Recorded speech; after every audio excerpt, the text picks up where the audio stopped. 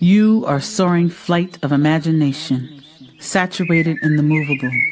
Removable, no excuses. You're breaking all the rules.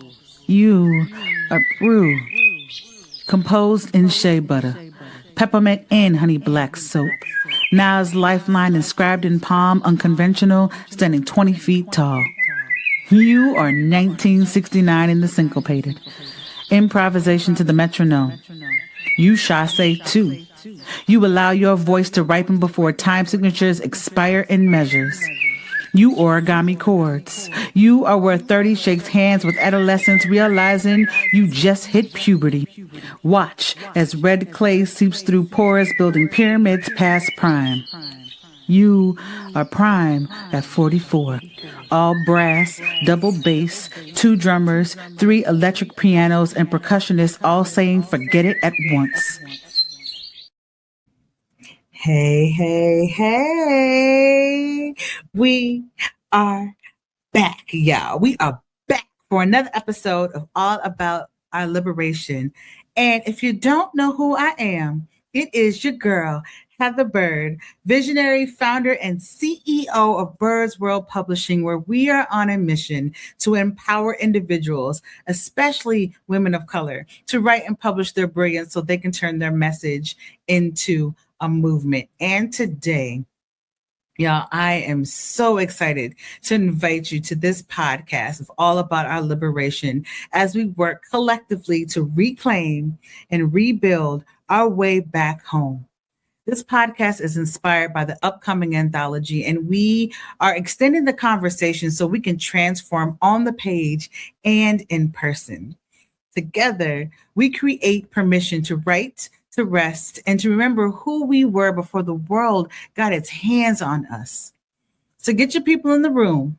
Make sure you tag, share, and leave a comment so we know who you are and where you are coming from. But before we get started, as y'all know, I would like to send a special shout out to the network that made this opportunity possible for us to have this conversation. All right. So let's take a quick second. All right. Quick second to acknowledge and for me to introduce the female solution. Y'all give it up for the female solution. All right.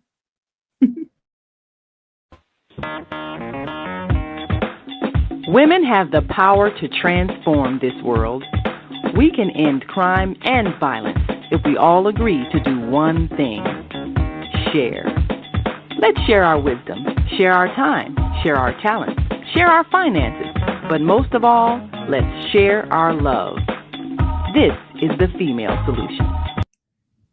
And we are back, folks. I am so excited for you to be in this space with us. And I just want to remind you, if you know someone who needs to be here in the room with us, make sure you are liking, you're commenting, you're sharing, you're tagging them, getting them in the room so that we can have this conversation beyond this space. It's not just about the moment. It is about how these conversations can ripple onward. All right. So y'all know what this is. If this is your first time here, one of the things that we like to do is make sure that we have the opportunity to ground ourselves before each episode. So I would like to create the space to pause, to ground, and to honor our ancestors and all of their wisdom. So if you could do me a favor, if you are in a space where you feel comfortable, please close your eyes and just take a moment and scan your body. See where some of the tension might live, where some of the joy may live, where some of the anxiety might be. And I want you to locate a part in your body that needs a hug the most. And once you have that spot, I would like for you to take a nice deep breath in for me. And out through your mouth.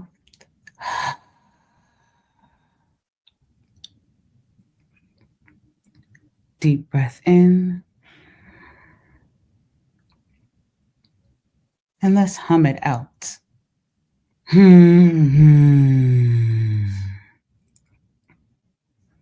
I want that hum to take up as much space as possible. So let's go ahead and take another deep breath in. And hum out.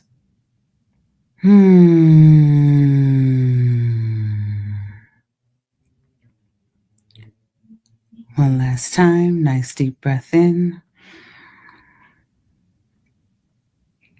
And a deep hum out. And whenever you are ready, you can feel free to open your eyes. And I would like to take a moment to introduce our quote for the day. I like to bring in folks who have shifted the way I look at life, shifted the way I've looked at my art and my writing, and bring them into the conversation. So for today, I would love to welcome you all into the conversation and the quote by Ntozake Shange, who, when I tell you, when I was first introduced to For Color Girls, who I've considered suicide when the rainbow was enough, it changed everything for me in terms of my trajectory and my art and my writing. And so the quote for today is, I found God in myself and I loved her. I loved her fiercely. Okay? So again, that is, I found God in myself and I loved her. I loved her fiercely. So with that quote, I would love for you all to consider, how do we begin to find the God in ourselves? I'm sure the conversation that we are going to have today is going to roll right into that conversation. All right. So we're going to take a quick commercial break. And when we come back, we're going to have some deeper conversations around that quote and that question. How do we begin to find the God in ourselves? So don't be shy. Make sure y'all are in the chat. Let us know what you think and what's coming up for you for that question. And we'll be back. What's up, guys? It's Osada, the host of the Gathering of the Griots podcast, part of the Female Solution. Want you to join us every Tuesday morning from 7 a.m. to 8 a.m. And guess what we do? We interview authors of the Soulful Chicago Book Fair. The books, the experiences, the lifestyles, all of it with fervor. So be there right on the Soulful Chicago Book Fair YouTube page or on the Female Solution Facebook page. We look forward to having you and all our literary essence. Peace. Everything we're made of contains light. From the sun that feeds our world to the energy that flows within us. With LifeWave X39, we've found a way to put that light to work. With X39, we achieved something remarkable in the field of wellness and science that others could not. By utilizing LifeWave's unique patented technology, X39 uses light to elevate GHK-Cu, a copper peptide known to support overall health and wellness. Unlike traditional light therapy, X39 uses the body's own infrared light to naturally increase vitality. By gently stimulating the skin with light, our non-invasive, non-transdermal X39 patches help you conquer your active lifestyle and pave a new way to vibrant health.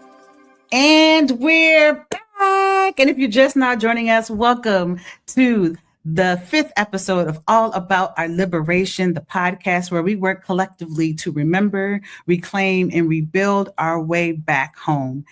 Remember, I need to have y'all get your people in the room. All right. So if you haven't already tagged them and you know they need to be a part of this conversation, let's go ahead and do that work, because now is the time that y'all have been waiting for. All right. Now is the time to welcome our guests to this episode. And when I tell you, you're probably not ready. I thought I was ready when I met this woman 3.5 years ago. I'm trying to do math. I'm a poet, not a mathematician. But when I met her, everything shifted for me. So get your people here. All right.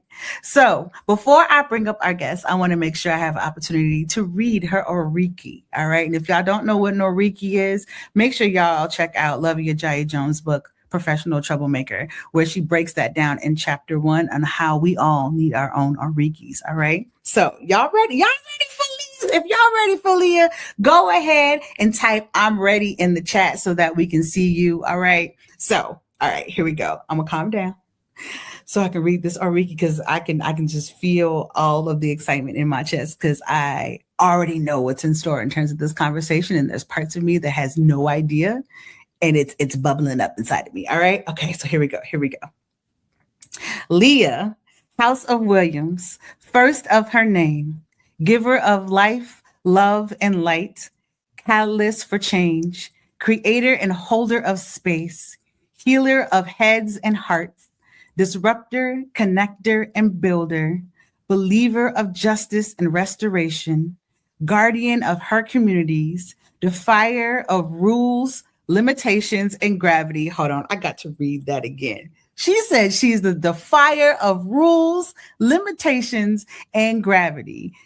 Also the spreader of wisdom and witchery. Y'all, give the biggest round of applause that you can possibly give. Be in this chat and help me welcome our guest, Leah Williams, to the stage. Hey, Leah. Hello, community. Hi, Heather. Hey, you, my dear. How's it feel to have somebody else read your Oriki out loud? Like, It's different, right? Like, I say it with a level of confidence and power that just, like, I know this is who I am. And then to have it reflected back to me in another voice feels so very intimate and precious. It's a gift. I was like, oh, so it's not just something that I have said about myself. It is now being reflected back to me as if it's also something that someone has seen in me. So it is a gift. So thank you for reading it. You're welcome. And welcome to All About Our Liberation. My entire heart is probably 3 times its size right now because I get to be in conversation with you in this setting. And I have had so many conversations with you in private, so many conversations with you in a more intimate, smaller group in person when we had a chance to meet almost a year ago. Like we knew each other for like 3 years. And then the first time we met was last January in person, like last January 2025. It's still hard for me to say 2026 out loud. I'm getting used to it, right? So yeah, I'm ecstatic today. And so if you see me just hopping around and doing some dances, it's because of all the joy that lives in my heart because you are here, right? So to kick us off for today, I would love if you could give us your initial response to the quote that we talked about today, right? So it's from For Color Girls Who Have Considered Suicide When the Rainbow Is Enough by Ntozake Shange. And the line is, I found God in myself and I loved her. I loved her fiercely. How do we begin to find the God in ourselves? I love that question because you and I are Black women. We are God embodied. Our bodies create life, and we balance justice on our shoulders. That is God work, right? I cannot begin to describe the gift that it is to be a Black woman. I cannot put into words what it is to be in community with other Black women, knowing that we are doing God work. Our existence is defiance. Our survival and our lineage is God work. Like, this is God work. We are the embodiment of God and God's greatness. How do we begin to find it in us? It is when we begin to strip away the assumptions, right? We begin to strip away the prescriptions that have been placed upon our bodies. It is when we begin to just be. The being is really hard, especially after all of the prescriptions that we've been given. Well-behaved, articulate, accessible to all, even those who do not deserve us. Come on. Just, yeah, it is when we honor our being.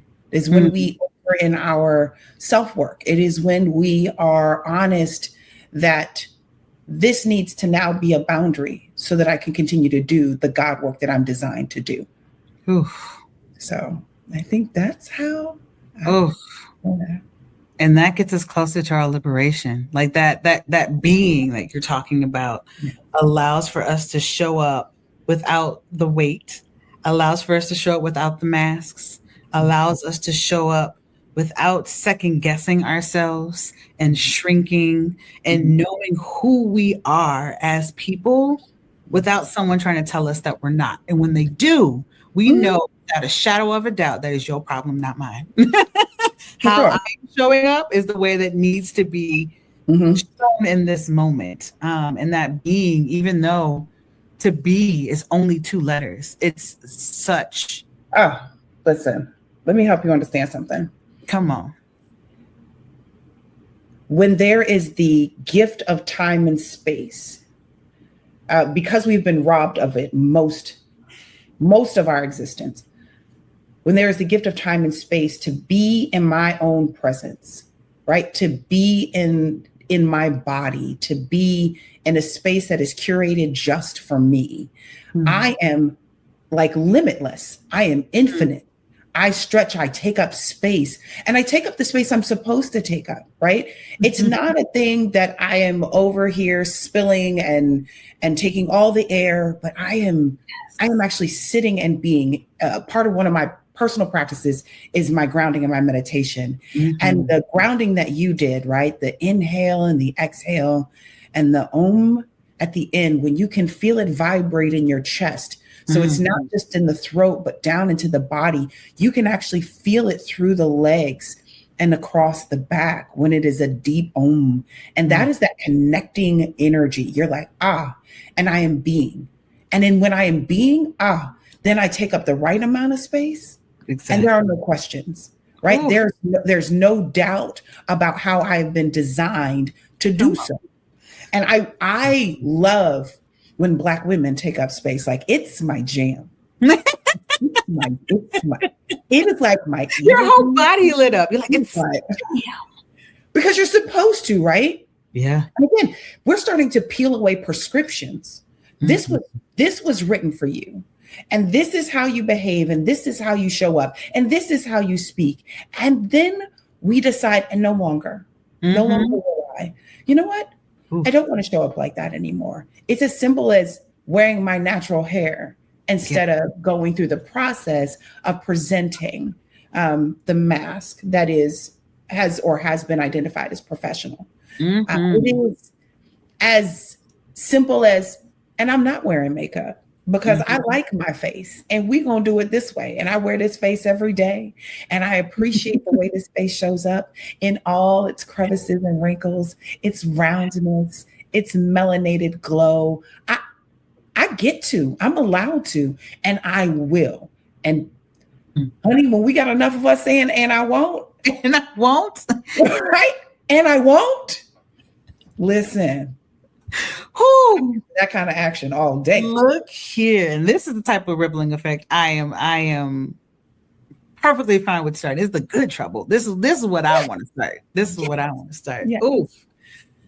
So look here, we're already deep into conversation just off of the quote and the question. So if we are over here having this conversation, I'm gonna need y'all in the chat also letting us know where your mind and your heart is when it comes to this quote and this question.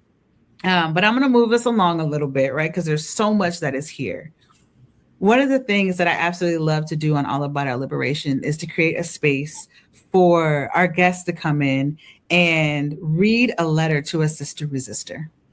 Sister resistor is someone who we identify in our community as someone who is literally changing the world with their voice and their words and turning their messages into movement, right?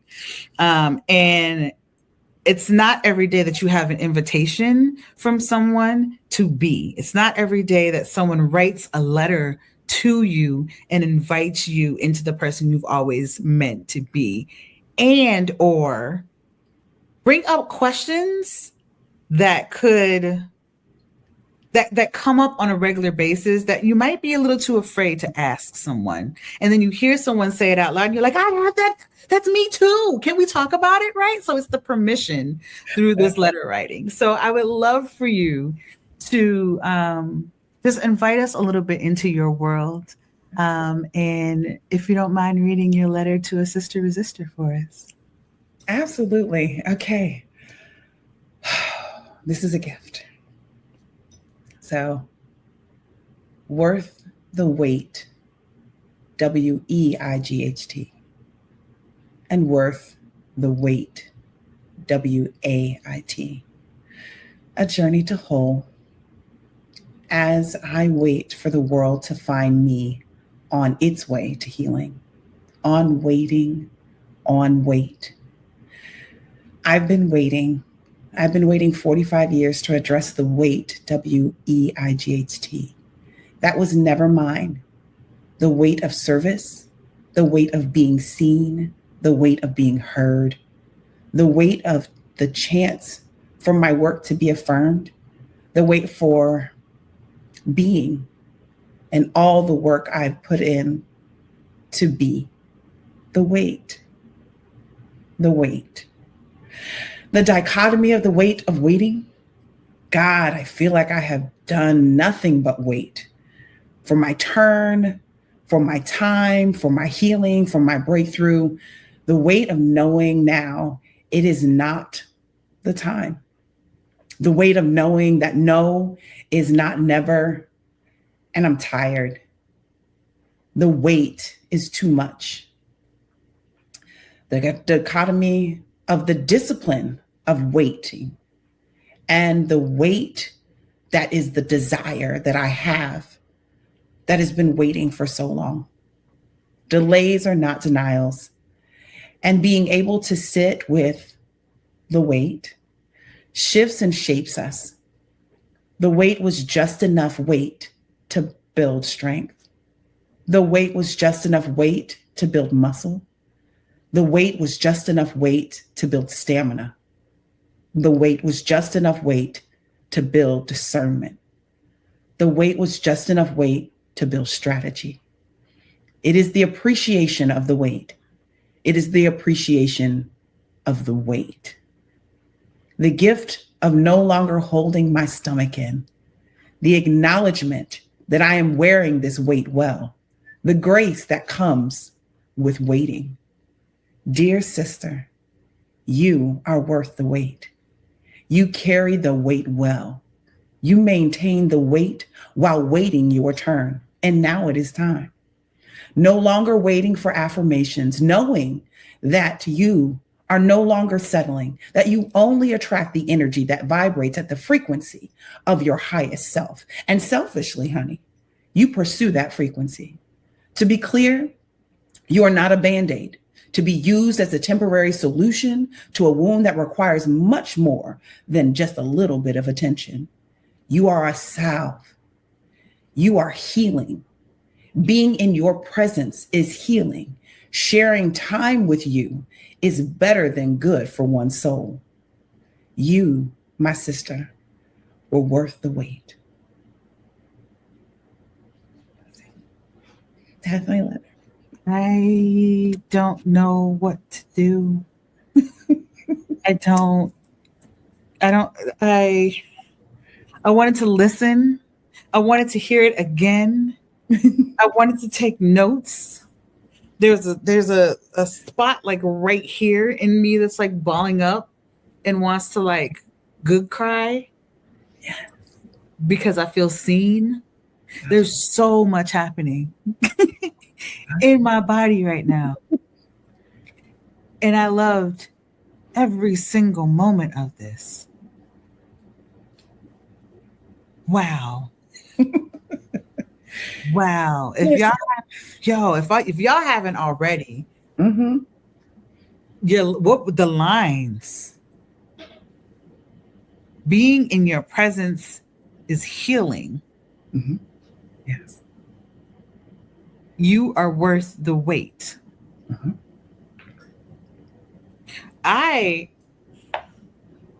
I don't know what to do because all of me want you to read it again. Well, let's journey through it, right? Let's journey. So let's exhale first. Hold on, let me grab my water. I need a sip of water. Okay. Okay. So when I received the invitation to join this community, to be in conversation with you, there was a pause in my body. I was like, oh God, wait a minute. And there was in that moment, the prescription of what are you ready? Right? Do you have enough expertise? Is this really what you should be doing? And there was then, there was the prescription, and then there was the weight of the prescription. So how it fell on my body, how it rested in my bones. I was like, oh, this is huge. And it's appropriate, right? So of course, when you ask the question, you're like, what's going on? I was like, it's the weight. It was the WEIGHT. It was the weight of the invitation. That was so beautiful. And then there was the weight of the prescribed expectations that were no longer those weren't things that you assigned to me. I know that systemically they were things that have been assigned to me, but those were not words that were like delivered in your invitation. And I immediately picked up this weight. Yeah. And I held it and I allowed it to sit on my chest. And I said, oh no, this isn't it. And I was like, wait, but I've done strength training before. Oh, wait, time out. Not I've done strength training before. Come with the metaphors. Okay, come on, keep going. So I know that I need to add something to my body in order to strengthen and potentially lose something that I no longer need or want. And so that work that we begin to do is very much so in line with what our life's work is, our God work is. Yes. Right? I have to take on the weight of showing up in my wholeness, being all the way seen in my melanated greatness. Dare I say my God body? Okay. Right? Showing up in my God body and being seen by a world that has done its due diligence in strategically tearing me down. Absolutely. And I said, no, thank you. Right? I said, no, thank you.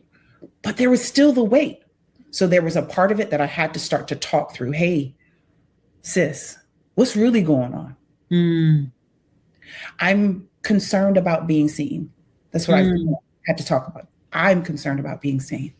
Well, why are we concerned about being seen? Let's get curious about that. That's one of my favorite lines from you, by the way. Anytime there's a question that comes up, you say, let's get curious. And we're not in a society that allows us the time and the space all the time to be curious. We have to fight to be curious and to pause and to wait so that we can really understand what is going on with us. So every time you say that, I'm just like, oh, let's get curious. Let's play. Let's explore. Let's write. Yes.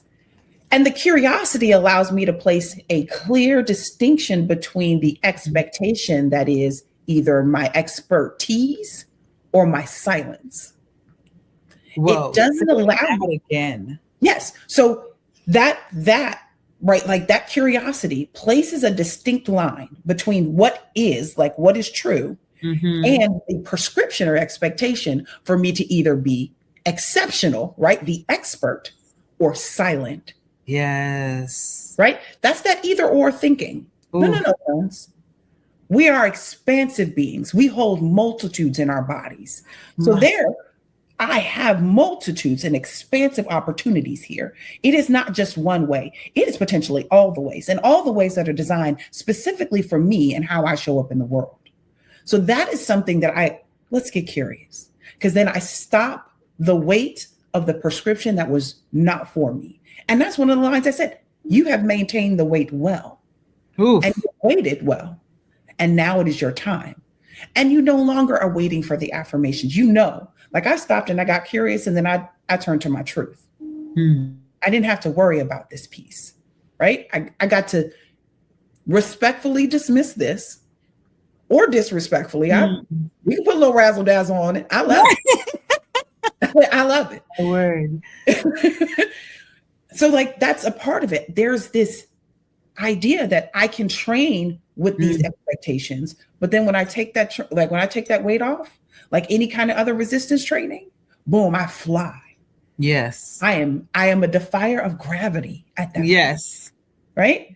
I am lighter because the body has been trained in the nonsense, and I have released myself from that nonsense, right? And now I am flying.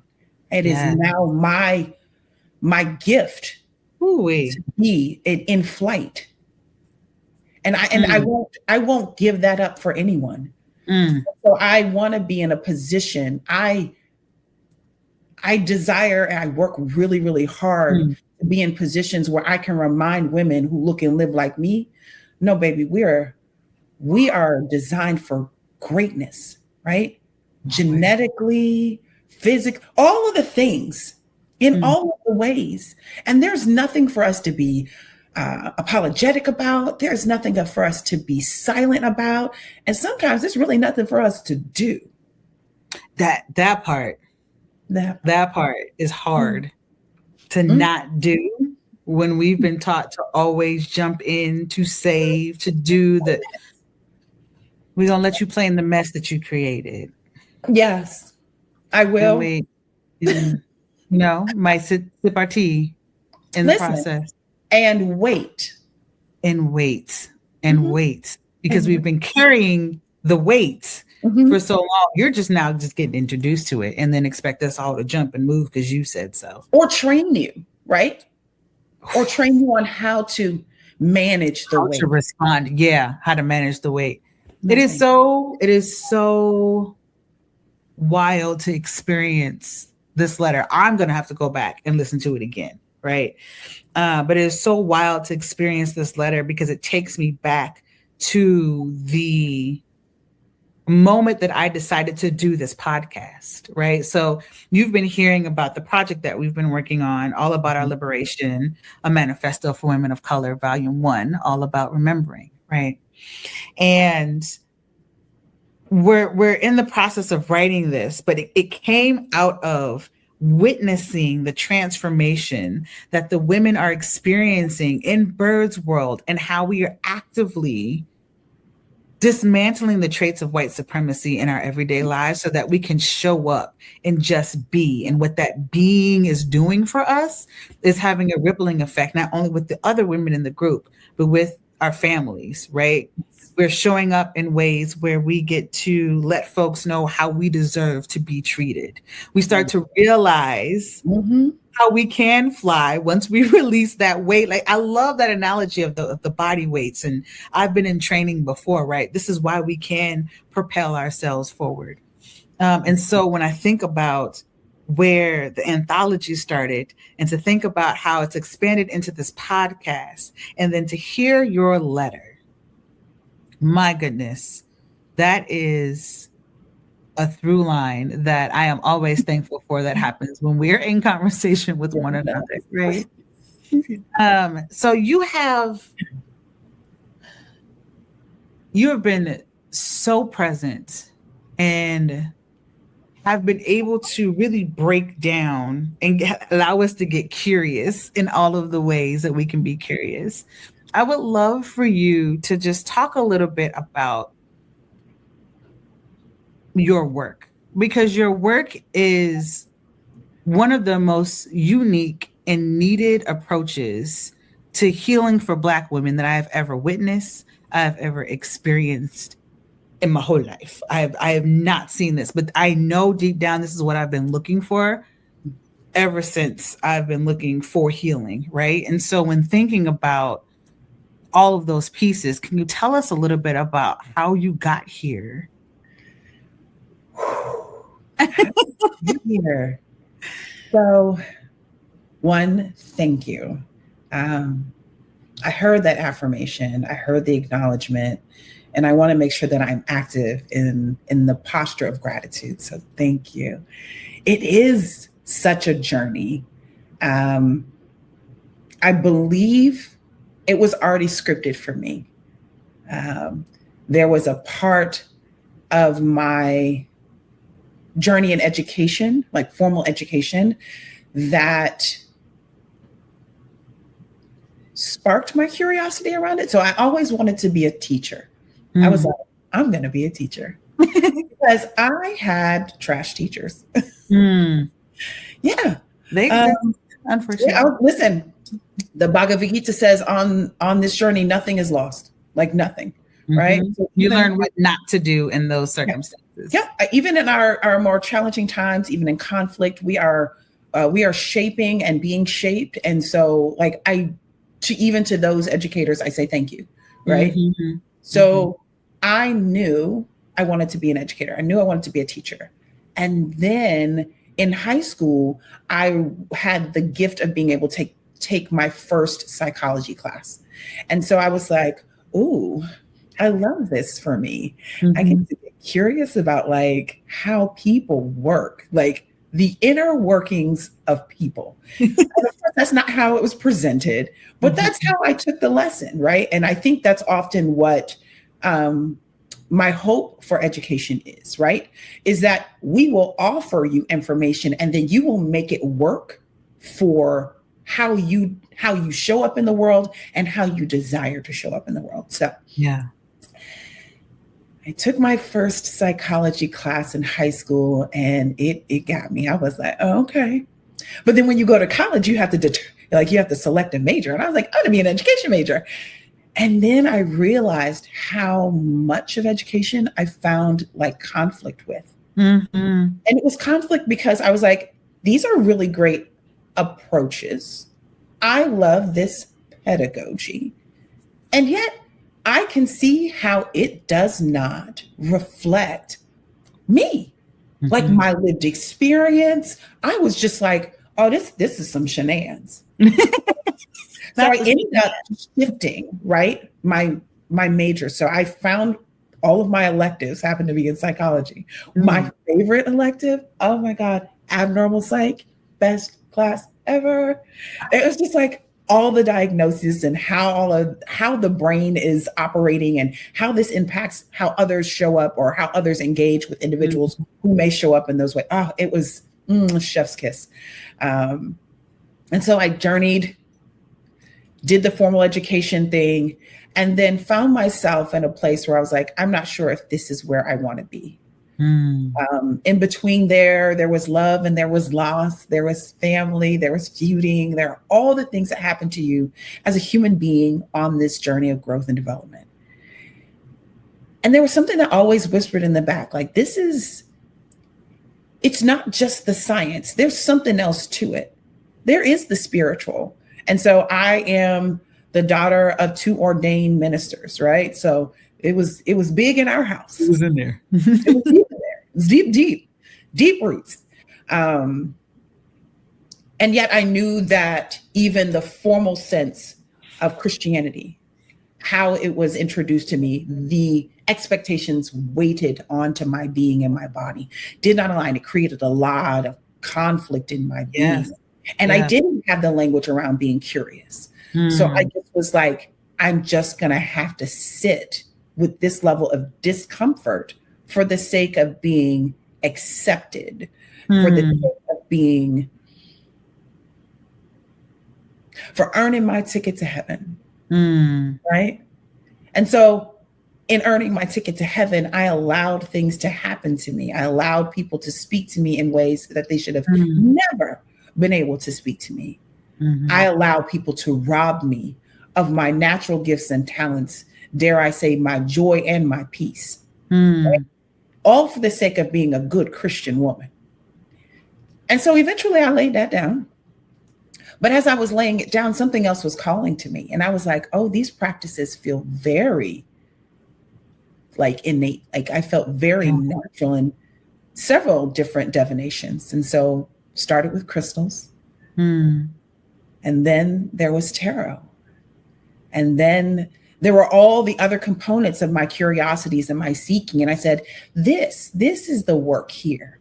Yeah. There is the research that is, evidence-based. Mm-hmm. There's the spiritual. And I said, how do we quantify the qualitative experience that is the science and the spirit? And I was like, that's where this work. Come on. That's it. That's what gets me going. I was like, I think I can do this. This I think I can do. And so there is this component where I'm using peer-reviewed research, data that has been tested decades over, strategies, frameworks, all of this. I will bring it into the conversation, but then there's the human part. It's not the science. Then there's the experience, the relationship, right? Now we're getting into that social, emotional, but I can't just get insert diagnosis equals said behaviors equals, now required tools. Right. Most of that research doesn't consider culture, doesn't consider, consider experiences. It's so much. Before the CDC was hijacked, they had these social determinants of health.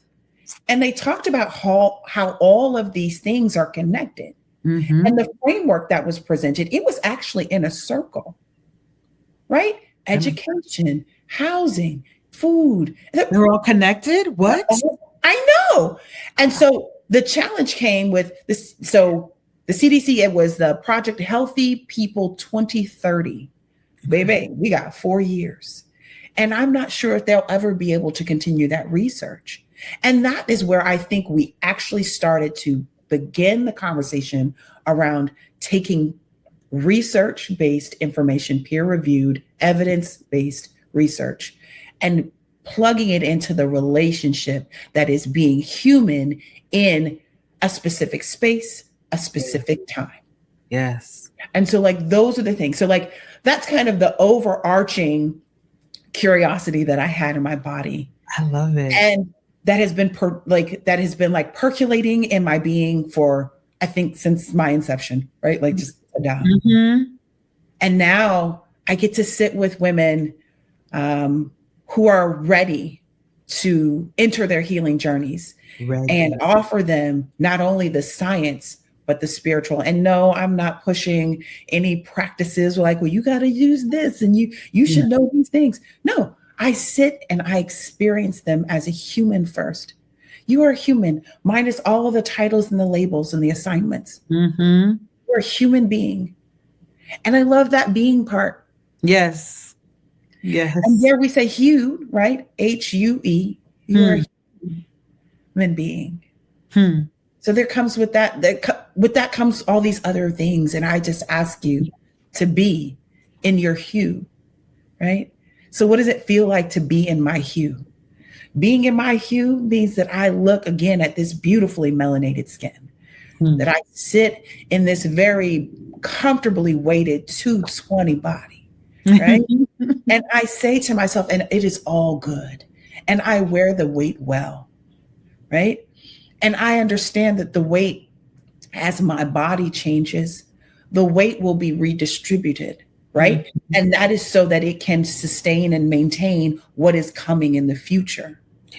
And so teaching women how to do that. Right. Mm-hmm. And it's not a prescription. Right. No. It is literally personalized approach to wellness, to wholeness. Yes. Right. To healing, to liberation. Oof. Come on. So I'm not gonna lie. There are parts of me that I'm like, man, I'm so jelly that so when I started undergrad, I wanted to be a English and psychology major. Mm-hmm. Couldn't pass the test. I am not a good test taker, but I've always been fascinated with the mind and how the mind works and how our bodies work and the decisions that we make and why we make them. And I feel like I would have also asked the same questions of how do I fit in to what I'm reading in the research, and to the fact that you got to do it. I'm like, oh, listen, shout out to HBCUs. I did, my undergrad was at a historically Black college and university. So I am proud alum of Norfolk State University. And so it was, it was the window and the mirror that I needed that offered me the sliding glass door. So windows, mirror, sliding glass door, that is the research done by Dr. Rudine Sims Bishop. And so she wrote this paper back in the 90s, and she was talking about literature, right? Like books. Our students need to see themselves in the books, right? They need to be able to see opportunities. So further out, what can happen in these bodies that we have. And then to slide the glass door, that could be the window, opening that up and allowing them to journey to that path, right? I got to have a bit of that experience in my undergrad.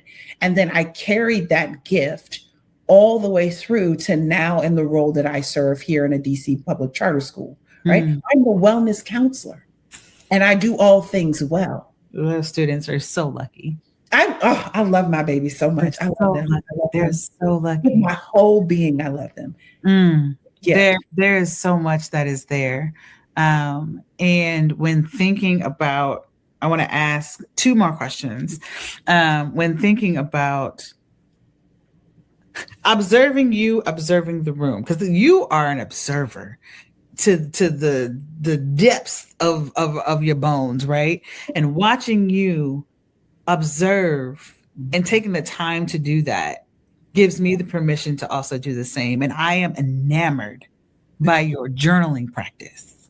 Yeah. So I would love for you to share just a little bit about your journaling practice and how that has helped you in being. Yes. Oh my gosh. We got to spotlight you for this one. You got excited. Hold on now. It is my favorite and like absolutely worst like practice. Like it's always here. Always. And I got to witness it always be like when she says always, this is not like kind of sort. No, like always picks up the pen and picks up the journal. I was like, that is what I aspire to, like to have the space to get out of my head and put it onto page and make sense of it if I need to, or leave it, like that part. So my journaling practice is stream of consciousness. So I write for the space of clearing head and heart, right? It is really important that if I am to be present, if I am to be in a position of observation, right? If I am to be whole in what I am doing, I need to let some things go, right? I need to place them in an appropriate place and then be able to journey forward. I think when I started my journaling practice, it was for the sake of like, and maybe I'll go back to it and read it and see how much I've grown. I am 15 in, and I don't need to go back. I'm okay. Because what I said was what I needed to say at that time, right? What I needed was that, again, head and heart space. I needed it. And so I place a thought in that book and I think no longer of it unless I am called back to it. So sometimes I will have a moment in my morning practice where I am journaling. One of my more recent ones that I can't actually recall in this moment was busy is not the same as productive. And so I had to get curious about that. I said, was that for me? Yes, you go again. Get curious, y'all. Yuck. I didn't know what that was about. I said, well, what was that about? And I realized that as I went throughout my day, I was observing individuals being busy, but not being productive. And so then I got to get curious. How do I help these individuals move from busyness, just the activity of being active, and actually get them to produce something, right? To have impact. And that probably is more the production, right? I'm looking for opportunities to help not only adults, but children, human beings, to be present and productive in what it is that they desire. Right. It's Productive doesn't always mean for someone else's consumption. Correct. It Correct. means yourself. It could mean so many different ways to think about that. So I love that. Yes. And thank you for highlighting that piece, right?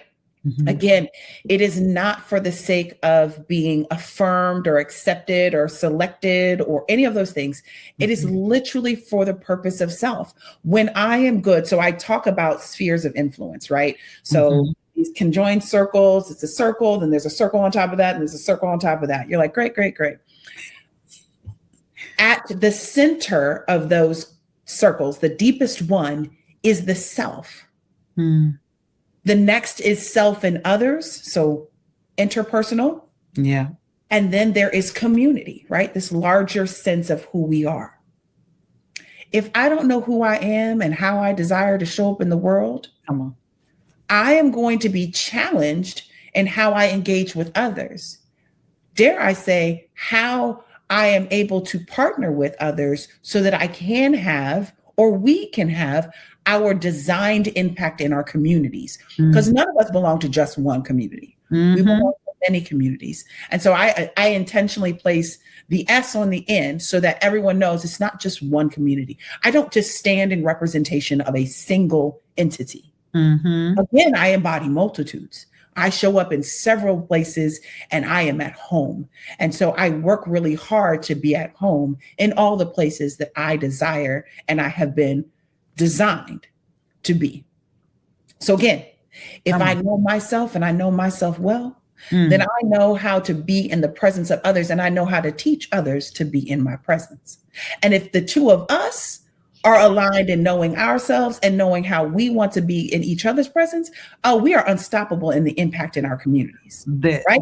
God, that's that God work again. It goes back to the God work. We're finding God in ourselves. And I loved her fiercely. Yes, this is how we do that work. Yes, it is exactly how we do this work. And I want us to do more of it. It's scary though. It's the hardest body of work ever. It is. It's easier to do, I will say, in a trusted community. Because when you're doing it by yourself, sometimes there is work that is required for you to do on your own. Absolutely. There are also opportunities for conversations like these to take place where you write a letter and I get to see myself in that letter and then we get to get curious together. And it's not necessarily get curious to find the answer. It's like we're starting to unpack and then we might come back in 2 weeks. We might come back in 6 months. We might come back in a year and be like, and that's what my past self was trying to tell my future self. Thank you. Thank you. Thank you. Yes. Right. Yes. Ooh, my goodness. We could go on and on and on in this conversation. If y'all don't already know, there is a whole nother segment that happens behind the scenes on Substack. So if you haven't already followed me on Substack, make sure you make that happen because the conversations in that space is a whole nother thing. So make sure y'all follow me at Blue Bird's World there so that you can get a little bit more of a deeper dive into what we're talking about today, because we are just not scratching the surface. This is going to require a part 2, because when I tell you the questions and the things that came up for me just from the letter was beyond impactful. But to close us out, I would love for you to answer our last question for the evening. Why is the conversation about our liberation necessary? You've talked about a lot. We're gonna try to see if we can wrap it around and come on back to it, right? So why is the conversation about our liberation necessary? So I can't find where I learned this. Healing, when an individual begins their healing practice, they heal 7 generations behind and 7 generations forward, right? I have to heal. I have to do this work. I do this work for the greats and the great greats and the great great greats who held me in their bodies prior to me even knowing that I was. Come on. They seeded this liberation in me and the assignment that was appropriate, my God work, right? Because I love her fiercely. I love me fiercely. Is to do the work that is my work for me. So that I had saying thank you, right? Yes. And then saying journey mercies to those in front of me, 7 generations forward. Because it is extremely important that as I shift, I am shifting the energy, the atmosphere, all things that are I'm headed towards. I am the mother of 3 amazing game changers. I have 3 daughters. And that means I have 3 sets of eyes watching how I navigate this world in my audacious being, like this right here, it's upsetting. And I love it. And I teach my daughters, please go out there, cut up, act up, show what you have been gifted naturally to do. This liberation is what by any means necessary, friends. By any means necessary. It is deep in our DNA. Our ancestors did this for us. We are doing this for future generations. And I could not imagine future generations having to navigate even what we're experiencing now.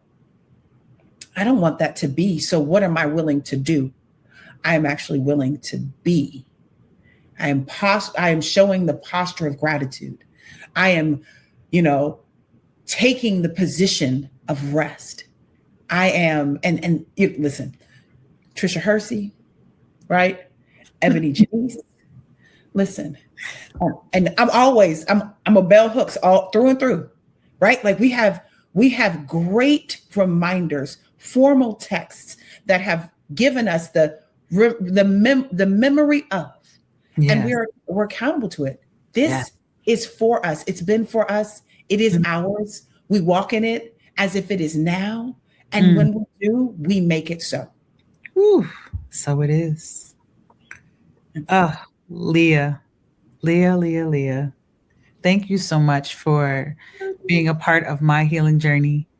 Thank you so much for showing up for so many people and for saying yes today and for any time you said yes in the past and for all the times you will say yes in the future. I really hope you all are taking in this conversation here. Like I said, we are just scratching the surface and there is so much more to be said. If you want to follow Leah, I will definitely put her Instagram in the show notes. When she posts, you want to jot down the books that you see in her posts. You want to open them up. You want to read them. You want to have conversations. This is just, it's so necessary. It's so necessary. And if this conversation spoke to you in any way, please make sure you join us in 2 weeks as we continue our journey of healing, writing, and remembering. But before we close out, you know how I feel about your journaling and your journaling practice. Would you mind gifting the viewers a journaling prompt for them to consider? Oh. This one you're going to be very familiar with. Okay, let's go. The prompt is, who are you? And how do you desire to show up today? Every day.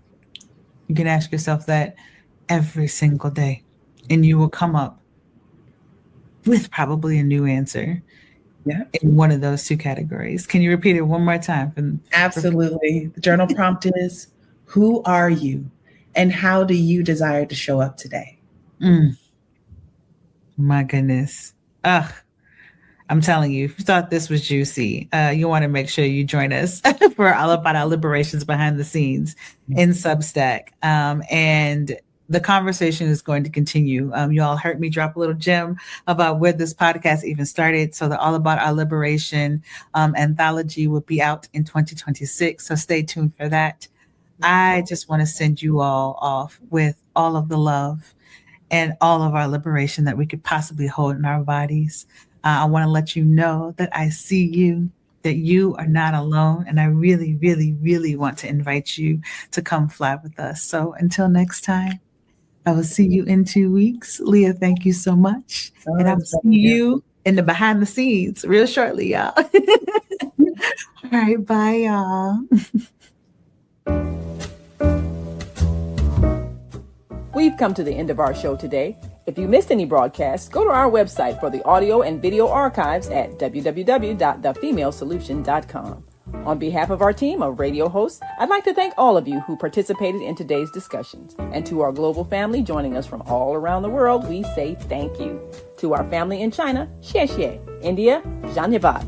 Japan, arigato. Korea, kamsamnida. Russia, spasiba. Germany, danke. Poland, dziękuję. France, merci. Spain, gracias. Italy, grazie. Egypt, shukran. Ghana, madasi. Nigeria, eshe. South Africa, Ngiyabonga. Senegal, Jaref. Kenya, Asante. Israel, Toda. Pakistan, Shukriya. Afghanistan, Tashakur. Saudi Arabia and Palestine, Shukran. Assalamu alaikum wa rahmatullahi wa barakatuhu. Thank you, and may peace be upon you and the mercy of God and God's blessings.